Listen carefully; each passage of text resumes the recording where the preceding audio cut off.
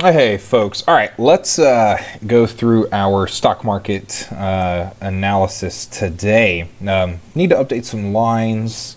So what I'm going to do is I'm going to extend this line to the right. So let's go ahead and start here in our spiders. We were up 1.11%, so 1.1% or 350, and after hours we are gapping a little bit here. So let's take a look. We gapped up here, opened around 287.30, retraced all the way back to 285.50, and then continued to make a move a little bit higher throughout the day. I mean, I think if we were to look at the 5-day, 5-minute, you can see that gapped up, really worked down to this 285-ish area, and then was really choppy into the last 10 minutes of the day. And then we saw two huge candles right here that took us from 286.70 all the way up to 287.97 or 288.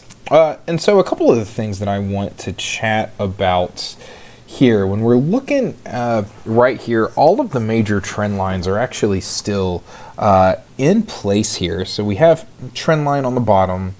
We have this trend line continuing to move down. It's now at 292.77, plus we still have this resistance here at 294.32 or 294.26. Okay, and so really looking at a number of different trends really beginning to converge on us. And so I anticipate that we're going to get out of this little chop, here shortly. We're going to see what happens. I really think that largely technical stuff in this Trump era is difficult to really put a lot of weight behind, but it's still the advantage, right, that I have. Okay, it is the advantage that I have. I want to draw attention to VIX here, and I think that this is probably the important aspect. So we see the spiders up, $3, and we saw VIX down 55 cents. Right, so what that tells me, right, is that folks aren't super convinced that this rally today, this 1.1% rally, is legit.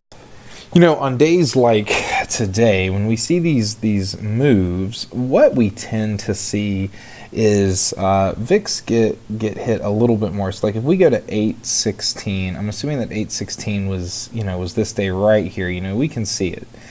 And so VIX itself was down huge, It was down so big there versus this. We closed at the high of the day here in the spiders, but we did not end at the low of the day in VIX, which means that someone's not really buying this rally.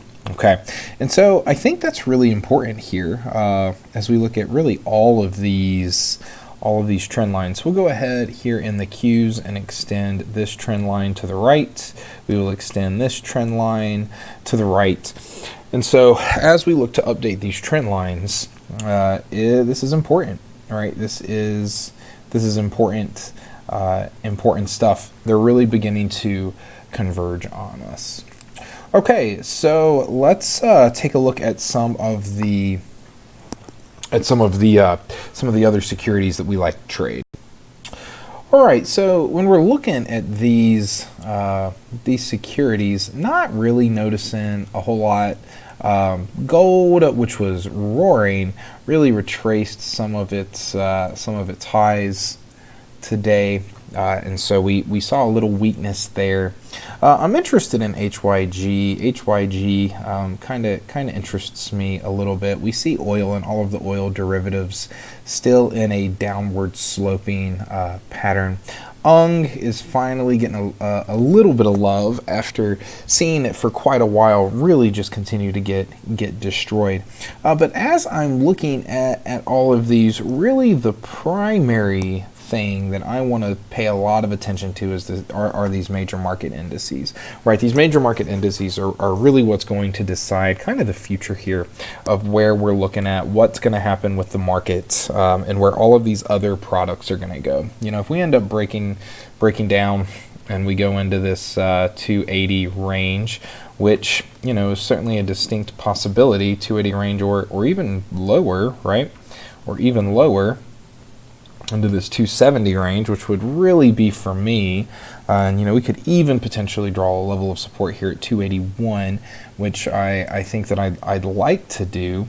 So if that's what happens, right, then we get into this 270 to 280 range is really where I look at this next level of support. So that's where I'm really at right now, just kind of watching these major market indices, kind of guiding. I'm cautiously bearish still on the market because we are below the 9 EMA and the 50 SMA while staying above the 200 SMA. So I think that we're going to have a decision to make soon, and so I'm still cautiously bearish on the overall market. All right, let's take a look at those trades that we made today.